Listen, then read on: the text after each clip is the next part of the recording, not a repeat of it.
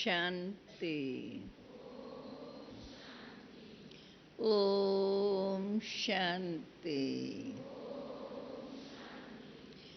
ओम शांति।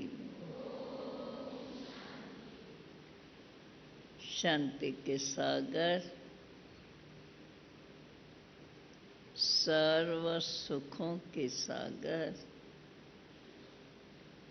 सर्वशक्तिवान परम प्यारे परमात्मा पिता की प्यारी संतान, सौभाग्यशाली कन्याएं, कुमारियां और कन्या। कन्या शब्द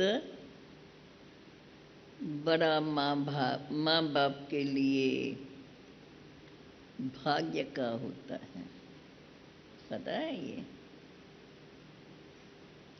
कुमारी तो हिंदी भाषा के कारण हुआ है, वैसे तो कन्या भी सिंधी हिंदी दोनों में आता है काम, परंतु कन्या एक कोमल हृदय माना जाता। ऐसी कन्याएं बाबा कुमारियों को देखकर, एक भी कुमारी क्लास में होती, देखो बाबा कितनी कैसी मुरली चलाते। साकार में बाबा कुमारी के लिए बाबा इतना खुशी खुशी से उसको इतना ऊंचा उठाएंगे जो वो समझेंगी मैं अभी का अभी बाबा के आगे समर्पण हो जाऊं। कुमारियों को देख बाबा को इतनी खुशी होती थी, क्योंकि कन्हैया के नाम से गाया हुआ है, कुमारियों के नाम से नहीं। बाप को कन्हैया की, कृष्ण, वो तो कृष्ण के लिए बोलते हैं, परंतु हम कहेंगे कन्हैया के नाम से। कन्हैया का अर्थात कुमारियों का रक्षक। तो ऐसे कन्हैये की प्यारी कहें, लाडली कहें कुमारियां। अब आप सबके जीवन, आप अपने को कुमारी कहलाते हो। कुमारी 100 ब्राह्मणों से उत्तम, सुना है ना? कितना बड़ा महत्व हो गया। 100 ब्राह्मणों से उत्तम कन्या। और ऐसी कुमारी बाबा जब देखते थे, कहते ऐसी कुमारियां, ऐसे अगर हमको 10 भी मिल जाए, 5 भी मिल जाए, तो देखो भारत का कितना उद्धार हो जाता। तो और सचमुच हम उस समय जो भी बहनें थी, मेजॉरिटी कुमारियां थी। कोई 1, 2, 4 माताएं होंगी, लेकिन बाकी सब कुमारियां थी। तो बाबा कुमारियों को देखकर, क्योंकि कुमारियां और इतने बड़े ऊंचे कार्य, अर्थात ऊंचे ते ऊंचे बाप के आगे, इतना बड़ा बाप का कार्य, सारे विश्व को परिवर्तन करने का, और उसके आगे कुमारियां। कुमारियों को मनुष्य अभी तो फिर भी माताओं कन्याओं की पहले से जास्ती इज्जत है, लेकिन इससे पहले तो क्या समझते थे। ऐसे समय पर भगवान ने आकर के कुमारियों को इतना ऊंचा बनाया, कन्याओं माताओं को भी इतना ऊंचा बनाया, जो विश्वविद्यालय का नाम ही ब्रह्मा कुमारी। ब्रह्मा कुमारी ईश्वरी विश्वविद्यालय और ब्रह्मा कुमारी के नाम से ही हम सब मशहूर है, चाहे माताएं हैं चाहे भाई भी हैं, कहेंगे ये ब्रह्मा कुमारी विद्यालय का। तो ब्रह्मा की कुमारी, ब्रह्मा प्रजापिता ब्रह्मा, नामी ब्रह्मा कुमारी, ब्रह्मा की कुमारी, जो ब्रह्मा प्रजापिता अर्थात सारी प्रजा का, दुनिया प्रजा ईश्वर की सारी प्रजा है ना, और जो भी राज करता होता है उसको, उसके आगे प्रजा, बाकी सबको प्रजा ही कहा जाता है। तो प्रजापिता ब्रह्मा जो सारी विश्व को एक तरफ तो परिवर्तन कराता है और साथ साथ परिवर्तन के साथ साथ उसका मालिक, उसकी राजाई भी देता है। ऐसा ऊंचा भाग्य देने वाला, ऐसा ऊंचा भाग्य बनाने वाला और इतना ऊंचा बनाने वाला, जिन्होंने, जो कन्याएं माताएं जो देखते थे तो उनके तरफ कैसी नज़र थी, और बाप ने उनके प्रति कितनी ऊंची नज़र रखी, और वो बाप की ऊंची नज़र ने कन्याओं माताओं को इतना ऊंच बनाया है, जो विश्व के महाराजा और महारानी कहा जाता है। राजा का और हुक्म सरकार का, राज रानी का, सुना है ना, सुना है ये हुक्म सरकार का, माना सरकार माना जो भाई होते हैं साथ में, और राज रानी का, राज चलाना, जैसे अभी भी घर का राज कौन चलाते हैं, घर को चलाना, घर को व्यवस्थित रीति से चलाना और उसी की उसको रखना, ये किसका काम है, भाई कर सकते हैं।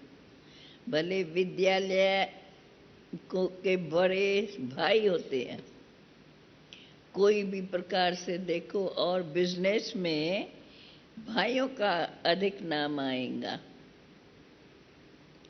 परंतु ईश्वर के संबंध में फिर भी कन्याओं माताओं को इतना ऊंच बनाने वाला एक ही सर्वशक्तिवान बाप, जिसने कन्याओं माताओं को इतना ऊंच बनाया, जो शक्ति अवतार मान करके गाई जाती है।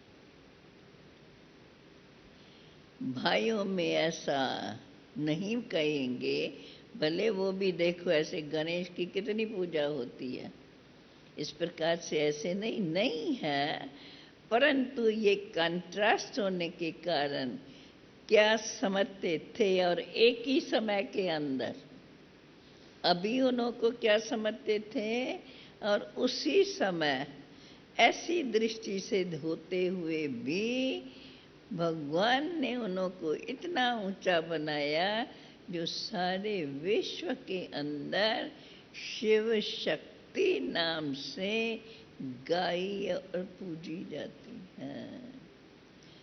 तो कन्याओं को अपने जीवन पर कितना नाज, कितना फख्र होना चाहिए कि हम वो कुमारियाँ जिन्हों को भगवान ने इतना ऊंचा बनाया, जो आज हमें पूजनीय योग्य बना दिया।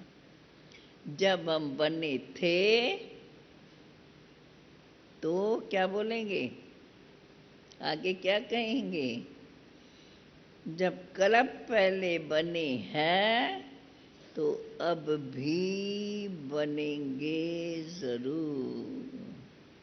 अंदर ही अंदर अपने को ये पक्का करना है, हमें तो बनना ही है, क्योंकि हमारा तो गायन तो सिर्फ क्या पर पूजन भी होता है। रूप तो अलग अलग रहेगा, वो ही रूप थोड़े ही रहेगा। वैसे भी अनेक जन्म हम लोगों ने लिया है, परंतु ये अंतिम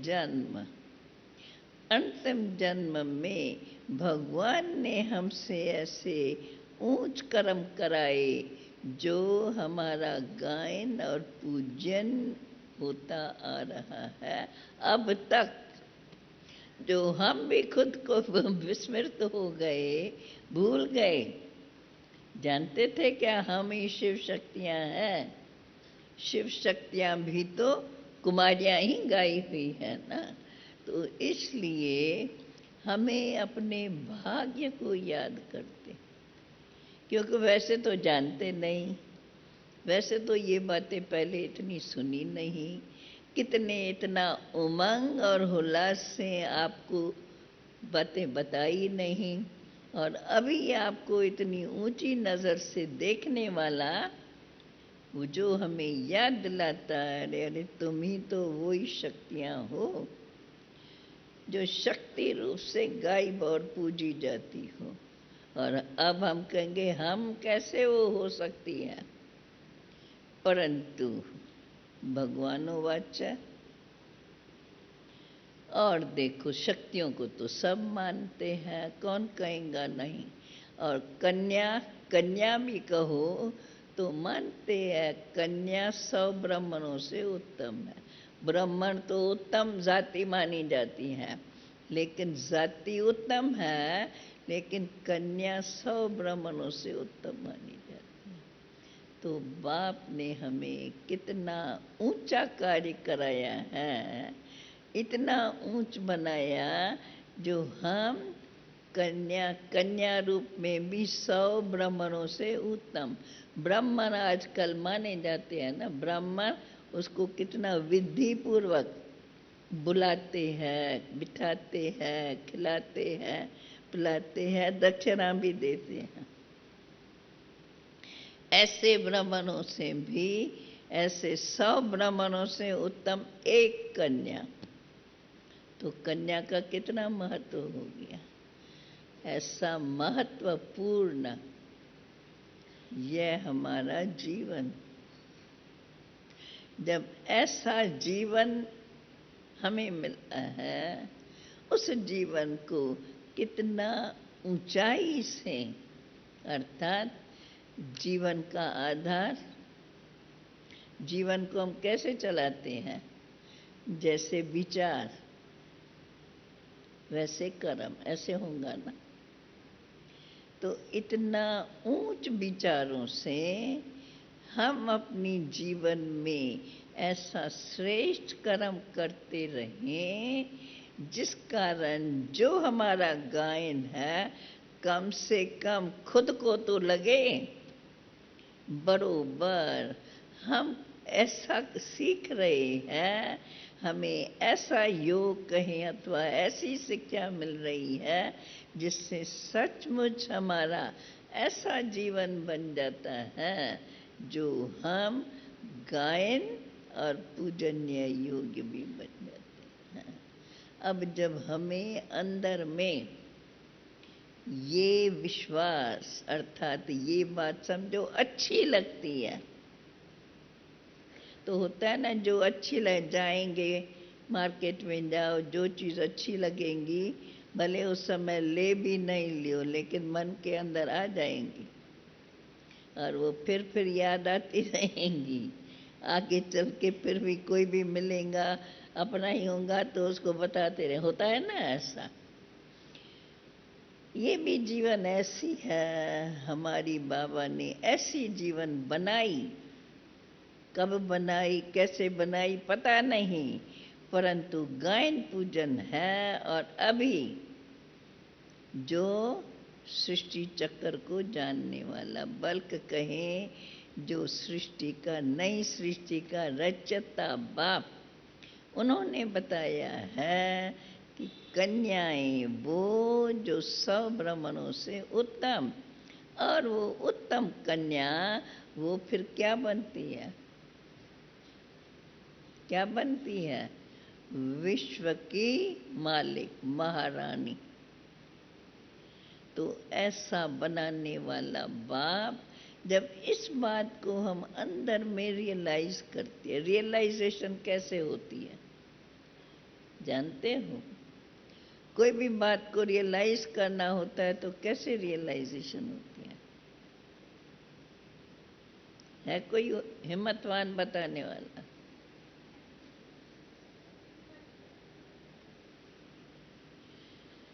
एक्सेप्टेड। पर एक्सेप्टेड किस कारण से? वो कौन से कर्म, कौन से कर्तव्य? तो जब अब इस बात को हमें अंदर ही अंदर, अब तो आप मनन करके समझो क्या, पर सुनी हुई बातें हैं। आप भी तो कुछ समय से ज्ञान में चलते हो ना, मेजॉरिटी। और इसका जवाब अगर पूछें तो आप जवाब दे सकते हो बिना बिना रीति से। तो ये बात कहने का मेरा भाव यही है कि जब बाबा ने हमें इतनी ऊंची नज़रों से देखकर इतना ऊंचा बनाया है, जो आज दुनिया में हमारा भिन्न नाम रूप से गायन और पूजन हो रहा है। भले हम सारे चक्कर में आ गए, 84 के चक्कर में आए, सतयुग से त्रेता, त्रेता से द्वापर, द्वापर से अभी कलयुग पापात्माओं की दुनिया में आके पहुंचे हैं, फिर भी हमारा गायन इतना अनादि काल से चला आ रहा है। अगर आप सोचो, अगर इस अपने भाग्य को याद करो और इस प्रकार से सोचो, तो समझते हो हमारे अंदर खुशी इमर्ज होंगी, होंगी, होंगी। कान सबके नहीं हिल रहे हैं? आपके तो खुशी में क्या होते हैं, जब खुशी में हंसते हो तो क्या होता है? 32 दांत बाहर आ जाते हैं। तो ये तो हमारी बाबा ने ऐसी खुशी की जीवन बनाई है, जो बात बाबा की सुनते जाए, बाप याद आए और अंदर में खुशी इमर्ज होती जाए। इसलिए अपने भाग्य को याद करते हुए ये अंदर में निश्चित करो, जब गायन है हमारा, पूजन है, चलो हमें पता नहीं है, पर हमें बताते हैं जिन्होंने इस बात को स्टडी किया है, जिन्होंने समझा है। हमारे बोलने से भी तो आपको समझ में आएगा कि ये बात सचमुच राइट लगती है या नहीं, आता है ना समझ में? और है ना, प्रत्यक्ष प्रमाण है। देखो ऐसा ऐसा त्योहार होता है, कुमारियों को बुला के खिलाते हैं और कितनी विधि से उनके पाँव की पूजा भी करते हैं। और कोई की भी ऐसी पूजा नहीं होती है, माताओं की होती है, कुमारियों की होती है, बाइयों की होती है, कुमारियों की होती है। तो कुमारी जीवन इतनी भाग्यशाली है। साकार में बाबा कुमारी को देखते थे, बस बाबा की पूरी मुरलियाँ जब तक वो सामने होंगी, बाबा उसके लिए कोई ना कोई बात, कोई ना कोई बात बोलता जाए। वो खुशी में जैसे कि अंदर से नाचती रहती हैं। और फिर जब ऐसी बातें बाबा की सुनेंगी तो बाबा भूलेंगा, वो बातें बाबा की उसको बार बार याद आती रहेंगी। जाएंगी इधर से तो भी बाबा को पत्र लिखेंगी, बाबा हमें आपकी याद बहुत आती है। तो ऐसे जिनको भगवान देख करके भी खुश होते हैं, जिन्होंने भले सारा कल्प पाठ बजाया, ऐसी हमारी आत्माएं, मना हम आत्माएं ऐसी भाग्यशाली या कहें ऐसी स्ट्रांग, पूरा कल्प पाठ बजाया है, जो सारा कल्प आदि से अंत तक कोई भी धर्म वाला नहीं, एक ही हम शिव शक्ति, हमारा नाम शिव शक्ति सेना भी गाया हुआ है। ऐसी ऐसी बातें अपने अंदर में बार बार याद करते, पहले तो अपने को खुशी में और निश्चय में पक्का करो, फिर देखो आपकी आप पे ही छोटी मोटी बातें छूटती जाएंगी, क्योंकि खुद को ही आएगा, ये अच्छी बात नहीं है। जब कोई कहेगा तो उसका बुरा नहीं लगेगा, चलो ये बोलते हैं, हम इस बात को परिवर्तन करें, खुद ही अंदर में आना चाहिए, तब कहेंगे बरोबर आपको बाप पर अटल विश्वास है, अथवा आप इस नॉलेज को इतना ऊंचा समझ करके और ऐसा ऐसी पढ़ाई पढ़ रही हो। अब तो ऐसे ही कहेंगे, जब ऊंची पढ़ाई पढ़ते हैं तो उसका स्टेटस ऊंचा ही होता है। जब उस पढ़ाई में प्रवीण हो जाते हैं तो कोई भी कार्य में उस मनुष्य को प्रवीणता चाहिए, तो प्रवीण को ही उस कार्य के लिए चुनते हैं। तो बाबा ने हमें विश्व कल्याण के कार्य के लिए चुना है, और हमारे से अब गुप्त रूप में वही कार्य करा रहे हैं। जब भगवान ने हमें वो कार्य दिया है तो ज़रूर है उस कार्य में हमारा ही तो कल्याण है। भगवान हमारी जन्म पत्री को जानकर हमारे से इतना ऊंचा कार्य करा रहे हैं। ऐसे कार्य में हम स्वयं रुचि लेकर के जितना करेंगे तो उस कार्य के अंदर जितना हमें समझते हैं या जो हमारे में बाप ने उम्मीद रखी है, वो मैं बाप की उम्मीदों को पूरा कर सकेंगी। ये हमारे अंदर उमंग उत्साह जागृत रहना चाहिए। देखो पढ़ाई में उमंग रहता है ना, परीक्षाएं आएंगी, ऐसा पढ़ें, ऐसा रात रात जाग करके सवेरे, किसको सवेरे उठने की आदत नहीं होती है, सवेरे सवेरे उठ करके अकेले, सब माँ बाप सोए हुए होंगे, उठ करके अकेले इधर छोटी सी लाइट जगा के भी हम पढ़ते रहेंगे, बाहर रोशनी में जाके पढ़ेंगे।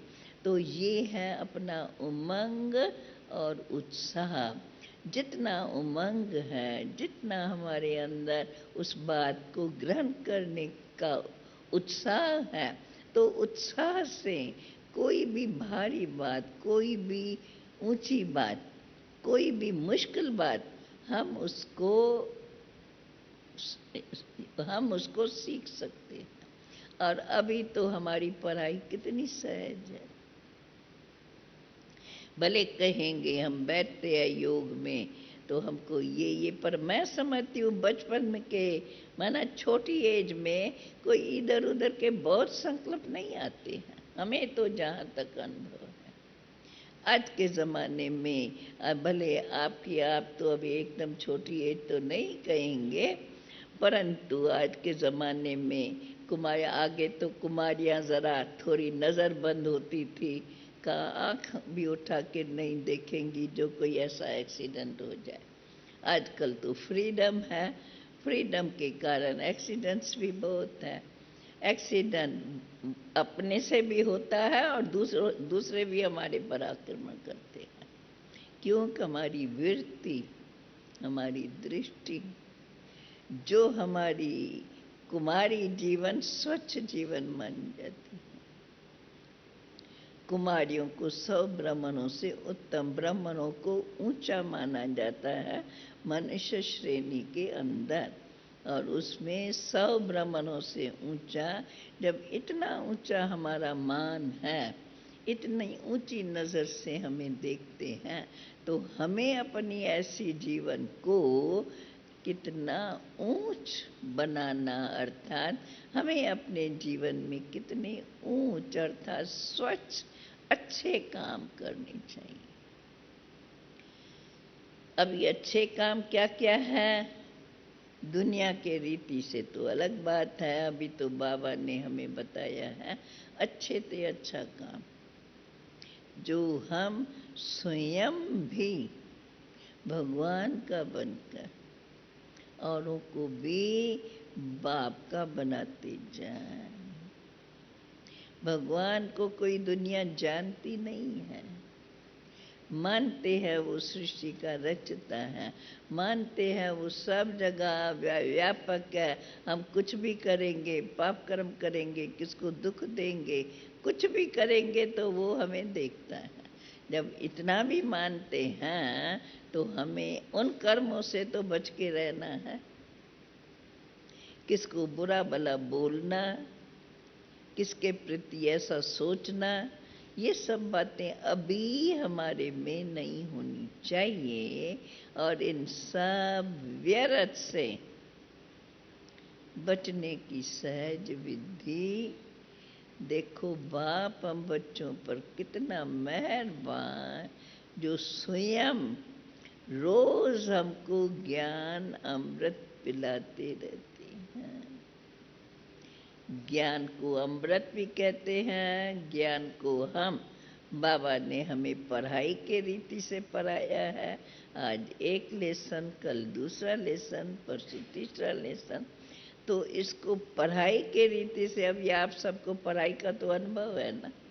चलो किसने थोड़े दर्जे पढ़े होंगे, कोई ने बड़े दर्जे पढ़े होंगे, पर है तो अनुभव तो है ना। जब पढ़ाई होती है और 12 मास में फिर लास्ट में एग्ज़ाम होता है तो फिर कितना ध्यान से हम काम करते हैं। और अंदर में ये लगा रहता है, मैं पास हो जाऊं, मैं पास हो जाऊं, मैं पास हो जाऊं, होता है ना ऐसा। इसी प्रकार से बाबा ने अभी बताया है, बच्चे अभी समय बहुत कम है, कलयुग का अंत है। अंत जब आता है, देखो जीवन का बुढ़ापा आता है, बुढ़ापे में वो खुद ही समझते हैं, पता भी कभी भी शरीर जा सकता है। तो उसमें समझदार वो जो भी अपना होगा उसको समेटते जाएंगे, और जो भी अपने बच्चे वगैरह होंगे तो उनको बिठा करके और अपनी प्रॉपर्टी वगैरह का अंत दे देंगे, जिसमें भी विश्वास या जो कुछ भी बंटवारा करना होगा या ये करना होगा। आगे ज़माने में भी ऐसे ही होता था, क्योंकि आगे ज़माने में तो परिवार का आपस में प्यार था, तो वो पहले से ही उनको अपना बंटवारा करके भाई सब सुखी रहे। अभी के समय और उस समय में तो फर्क है ना, पहले के ज़माने और अब। कुछ बातें अभी की अच्छी है, कुछ बातें पहले की अच्छी थी। कहने का भाव यही है, अभी हमें, जब हमने माना है, निश्चय किया है,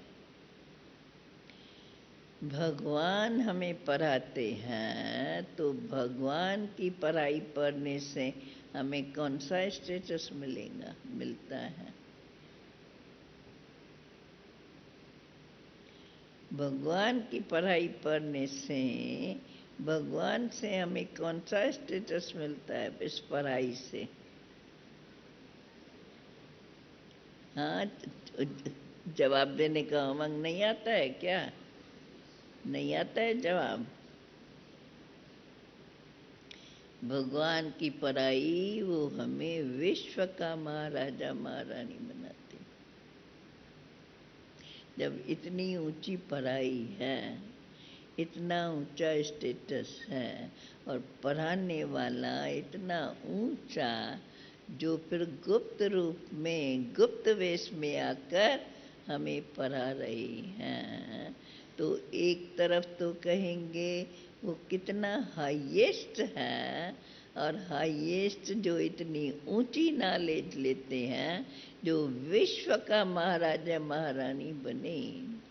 ऐसी ऊंची पढ़ाई, ऊंची प्राप्ति के लिए इस समय में हमें क्या करना है? केवल इन थोड़ी सी बातों का ध्यान रखना है।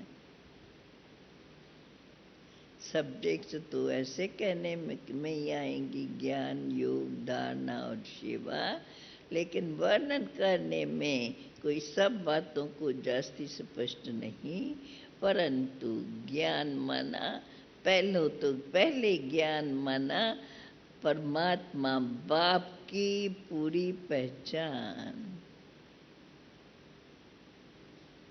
और बाप के पहचान के साथ साथ जब बाप की पहचान आ गई तो बाप तो विश्व का पिता है, विश्व का मालिक है, तो उनके द्वारा फिर हमें सारे विश्व सृष्टि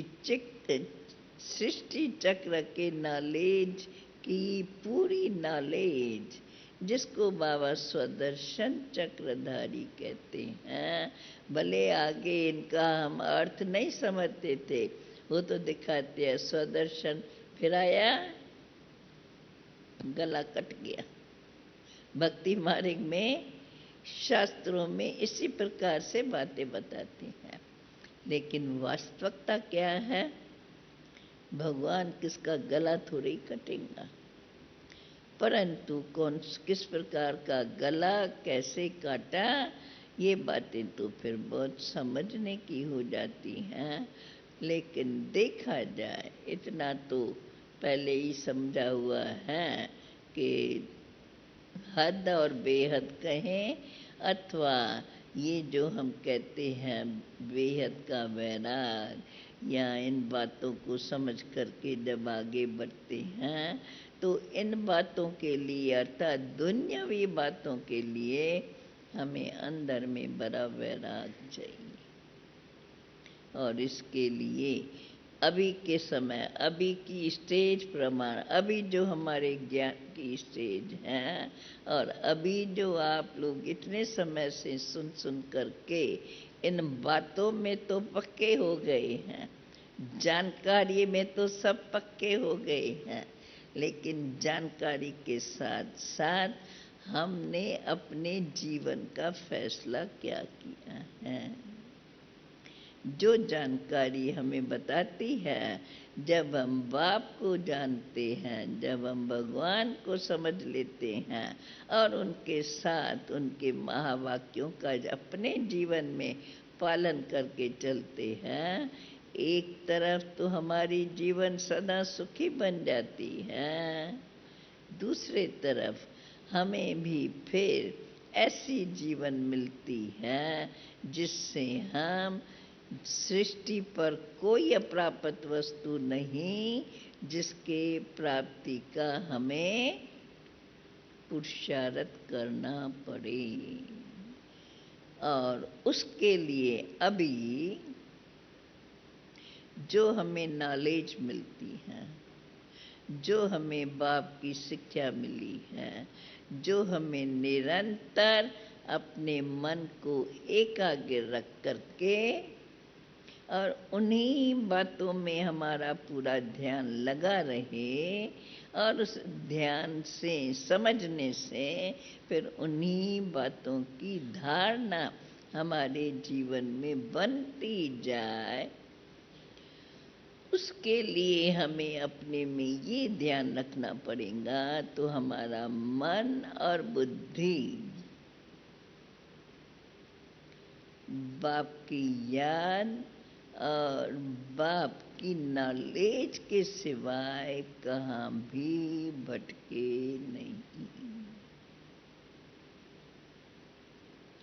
जितना हम बाप को समझते हैं, बाप की नॉलेज है, पर बाप से मेरा संबंध, बाप तो हम कहते हैं, लेकिन उस संबंध का हमें अंदर जिगर में विश्वास और वो अनुभव हो, उसके लिए जितना जितना हम बाप के शिक्षाओं को, आज्ञाओं को पालन करते चलेंगे, तो ऑटोमेटिकली हमारे जीवन में ऐसे ही कर्म होते रहेंगे, जिन कर्मों के आधार पर हम बाप को और बाप की शिक्षाओं के द्वारा बाप के परिचय को समझ करके स्वयं को भी ऐसा ही बनाते जाएंगे, तो हम उसी प्राप्ति के योग्य बन जाएंगे। जो फिर प्राप्ति भगवान बताते हैं कि जब तुम अपनी कर्म इंद्रियों के राजा, जब अपने मन को अर्थात अपना मन बुद्धि तो है विचार शक्ति, और मन है संकल्प शक्ति।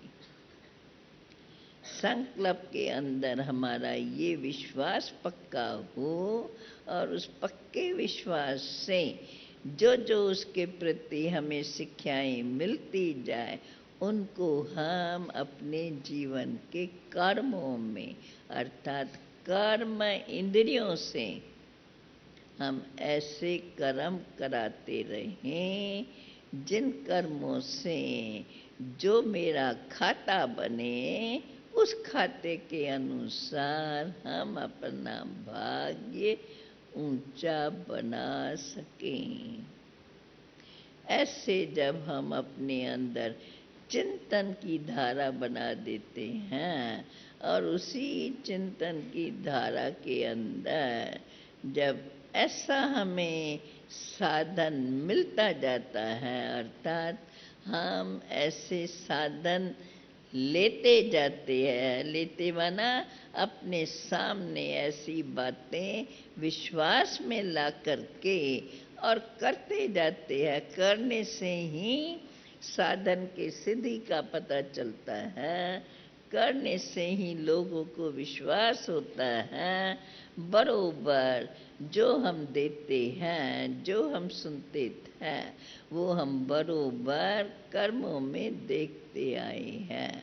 तो जब ऐसी हमारी जीवन कर्म योग में रहते और कर्म करते रहें, जिसको कर्म योग के द्वारा ये चैतन्य शक्ति जो काम करती है उस शक्ति को हम ऐसा बनाते जाएं जो कर्म करे सोच समझ कर करे, ऐसा कोई गलत काम न हो जिसके पश्चाताप में हमें भोगनी पड़े। ये बात हम अपने को बहुत विश्वास से सुनाते रहते हैं और उसको इसी प्रकार से हम अगर करते चलेंगे तो हम अपने जीवन में इसकी रिजल्ट बहुत अच्छी अनुभव कर सकेंगे। इसलिए बाबा ने हम बच्चों को यही सिखाया है। बच्चे देखते हुए अभी की दुनिया में जो देखते हैं, देखते हुए न देखें, क्योंकि अभी की दुनिया में अगर मनुष्यों को देखते हैं उनके अंदर भी 5 विकार हैं, उनकी दृष्टि वृत्ति भी ऐसी है। इसलिए भले आँखें उनको देखती हैं, हमारा जितना कर्म है, जो कर्म ज़रूरी है वो हम करते रहें और बाकी जो हमें समय है वो हम अपने चिंतन में ऐसा मग्न रहें जो हम अपने स्वरूप की ओरिजिनल क्वालिटीज़ अपने में जागृत कर सकें। क्योंकि शरीर की वैल्यू तभी होती है जब हमें उसकी पूरी नॉलेज से हम अपने जीवन में ऐसे श्रेष्ठ कर्म करके ऐसी अपनी जीवन कर्मों में बनाते हैं। जो मनुष्य जीवन अति दुर्लभ मानी गई है, उस दुर्लभ जीवन को हम इतनी ऊंचाई से उसके जीवन का हर पल हर समय अपना वैल्यूएबल समझ करके उसके अंदर हम ऐसे श्रेष्ठ कर्म करते जाएं। कर्मों का आधार मेरे विचारधारा पर है। पहले हमारी विचारधारा इतनी श्रेष्ठ बनी रहे। श्रेष्ठ विचारधारा के लिए बाबा तो हमें रोज़ रोज़ समझाते रहते हैं और भिन्न भिन्न प्रकार की पॉइंट्स भी मिलती रहती हैं, जिसको अगर हम अपने अंदर सोचें और सोच करके उसको समझते जाएं, तो हम उन शुद्ध विचारों से अपने जीवन के अंदर ऐसे श्रेष्ठ चिंतन के द्वारा अपना ये चैतन्य जीवन ऐसी बना सकती हैं जो बाबा हम बच्चों से चाहते हैं, वो हमारे जीवन के कर्मों में लाकर और हम अपने जीवन को ऐसा बनाते जाएं। क्योंकि लक्ष्य तो हमें मिला हुआ है, लक्ष्य के आधार पर लक्षण उसकी नॉलेज मिली हुई है, नॉलेज के आधार पर हम अपने जीवन के अंदर उन लक्षणों को अपने कर्मों में लाने का प्रयत्न करें। समझ में तो हर बात सबके आ गई है, लेकिन समझते हुए हम अपने, क्योंकि कहा जाता है जैसा कर्म ऐसा मेरा संस्कार, जैसा संस्कार ऐसा मेरा जन्म। इसलिए कर्म, पहले कर्मों में श्रेष्ठता, कर्मों में श्रेष्ठता लाने से पहले विचारों में श्रेष्ठता आएंगी, तो कर्मों में श्रेष्ठता आएंगी, कर्मों में श्रेष्ठता आने से फिर हमारे कर्म ही हमें ऐसा योग्य बनाते जाएंगे जिस योग्यता के अनुसार हम अपने जीवन में अपना स्टेटस ऐसा बना सकेंगे, और उसी स्टेटस के अनुसार फिर दिन प्रतिदिन हमारे कर्मों में भी ऐसी श्रेष्ठता, व्यवहार में इतनी दिव्यता, और फिर विचारों में इतनी शुद्धता। जब इस प्रकार हम अपने जीवन के कर्मों पर ध्यान रखते हैं, क्योंकि कर्म का आधार हमारे विचार पर है, विचारों में शुद्धता है तो हम कर्म भी अच्छे करते जाएंगे। इसलिए कर्मों की श्रेष्ठता का आधार हमारे विचारों की शुद्धता है, कर्मों की शुद्धता और विचारों की श्रेष्ठता। क्योंकि विचारधारा तो अंदर ही अंदर चलती है, कर्म तो हम कर्म इंद्रियों से करते हैं, जो रिजल्ट से पता चलता है, और उसी रिजल्ट के अनुसार फिर हमारा भविष्य बनता है। इसलिए ऐसी बातें जो हमारे को इसकी नॉलेज मिली हुई है, उस नॉलेज को हम बार बार अपने अंदर स्मरण करते, जितना हम स्मरण अर्थात उनको मनन करेंगे, मनन करने से हमारे अंदर उसकी समझ पक्की होती जाएंगी। करने की विधि तो हमें बताई भी जाती है, लेकिन समझ हमारी पक्की हो और हमारे समझ के अंदर ये विश्वास जागृत हो, मैं कर सकती हूँ, तब ही हम फिर अपने कर्म इंद्रियों के द्वारा वो कर्म करते उसकी रिजल्ट स्वयं भी देख सकते हैं। और ये बड़ी सहज बात है, जब हम अपने में अपने से कोई श्रेष्ठ कर्म करते हैं तो स्वाभाविक हमारे अंदर खुशी होती है, शक्ति अनुभव होती है, जिस कारण फिर हमारा वो व्यवहार सर्व से उसी प्रकार से होता है। क्योंकि हर बात का संबंध विचारधारा, कर्म, कर्म से व्यवहार, ये सब बातें जीवन के अंदर इन सब कर्मों का आपस में बड़ा संबंध है।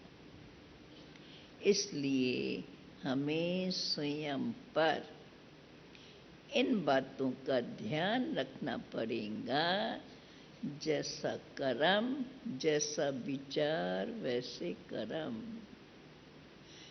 जैसा कर्म ऐसा ही मेरे संस्कार बनेंगे अथवा ऐसा ही मेरा भविष्य प्रारब्ध बनेगी।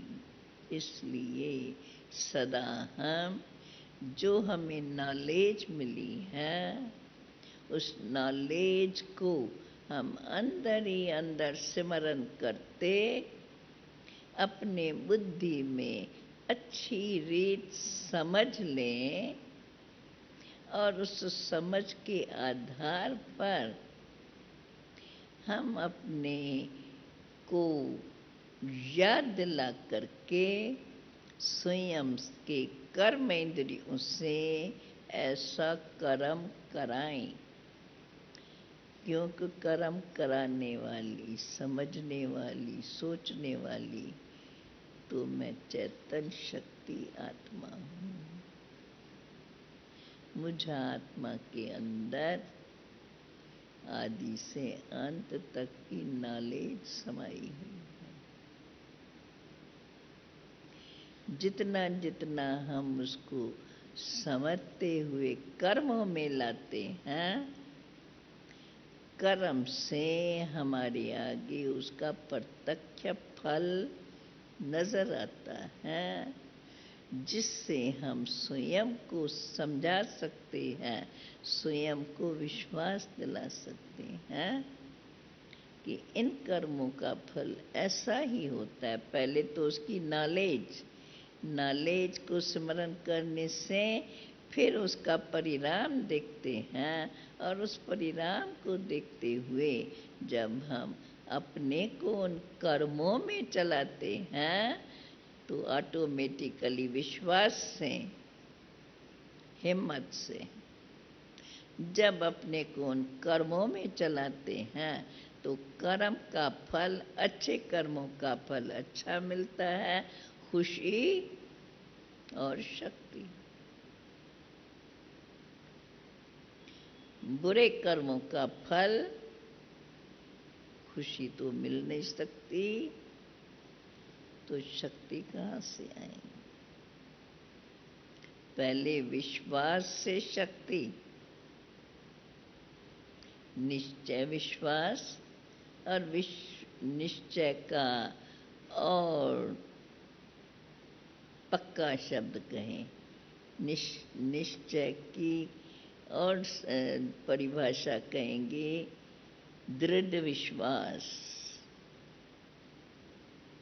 जब उस निश्चय से हम कर्म करते हैं उसकी रिजल्ट हमें अच्छी मिलती है। उस रिजल्ट के आधार पर हम फिर कदम आगे बढ़ाते हैं और जितना जितना उन्हीं कर्मों के आधार से हम स्वयं को आगे बढ़ाते जाते हैं तो हमें उसका परिणाम मिलता जाता है, जो और भी उसको अप्रिशिएट करते हैं और उस रिजल्ट से हमारे अंदर खुशी और उमंग बढ़ता जाता है। और फिर जितना जितना वो ऐसे कर्म हम अपने जीवन में करते जाते हैं तो हम अपने में आगे बढ़ना अनुभव करते रहते हैं। इनके लिए हमारे अंदर सदा उमंग और उत्साह बना रहे, जिस उमंग से जब हमें यथार्थ बात समझ में आ जाती है तो उस समझ को हम उमंगों से अपने कर्मों में लाएं, क्योंकि रिजल्ट हमको कर्म से मिलेंगी, न कि सिर्फ सोचने से। सोचने से समझ में आ जाए तो फिर जब हम कर्म में लाते हैं, कर्म से हमको रिजल्ट मिलती है कि जब अच्छा समझ में आया है और यथार्थ है तो कर्म से मुझे उसकी रिजल्ट अच्छी मिलेंगी, एप्रिशिएट करेंगे, खुद को खुशी होंगी, और वो खुशी हमें कर्मों में अथवा जीवन में आगे बढ़ाती जाएंगी। और जितना हम विश्वास से, निश्चय से और सच्चाई से करते चलेंगे, हमें उसकी रिजल्ट मिलती रहेंगी। और ऐसे श्रेष्ठ कर्म करते हम अपने जीवन को श्रेष्ठ बनाते हुए आगे बढ़ते रहें। अगर ऐसा लक्ष्य हम अपने जीवन के अंदर पक्का रखते हैं, और केवल लक्ष्य नहीं पर लक्ष्य प्रमाण कर्म, लक्ष्य प्रमाण जितना हम कर्म करते जाएंगे, कर्मों से हमें प्रत्यक्ष अनुभव होगा। और उसकी प्रत्यक्ष रिजल्ट मिलने से हमारे अंदर और उमंग उत्साह बढ़ेगा। औरों को भी उस बात पर विश्वास बढ़ेगा, जिस कारण वो औरों का विश्वास भी मुझे सहज आगे बढ़ाता जाएगा। इसीलिए जो भी बात हमें समझाई जाती है और हमें अच्छी रीत समझ में आती है, हम अपने प्रैक्टिस में लाएं, प्रैक्टिस से अपनी रिजल्ट को देखें, और रिजल्ट हमें उसकी यथार्थ मिलती है। जो बात समझाई गई है, समझ में आई है, जो रिजल्ट हम चाहते हैं और हमें बताया गया इस प्रकार से होंगी, और वो ही रिजल्ट हमें मिलती है, तो हम उन्हीं उमंगों से, उसी खुशी से उस अपने कार्य को, उस अपने कर्मों को आगे बढ़ाते चलें, और उसी रिजल्ट पर पहुंच करके हम बाबा को अपना सबूत दें। क्योंकि कर्मों का सबूत तो प्रत्यक्ष ही होता है। इसलिए विश्वास से सत्यता हमारे अंदर, सत्यता की निशानी हमारे अंदर खुशी रही। अगर कुछ मिलावट है, अगर उसमें मेरा, उसमें कुछ मिक्स है, तो अंदर इतनी खुशी नहीं रही। ये तो हर एक खुद को खुद समझ सकता है। और ये निशानियां हैं। उन निशानियों को अगर हम समझ जाते हैं और समझकर स्वयं को चलाते हैं, तो हम अपने ठीक रिजल्ट पर, अर्थात जो मंजिल बाबा हमें बताते हैं और जो हम चाहते हैं, यथार्थ रीति अपने को उस मंजिल पर अनुभव कर सकेंगे।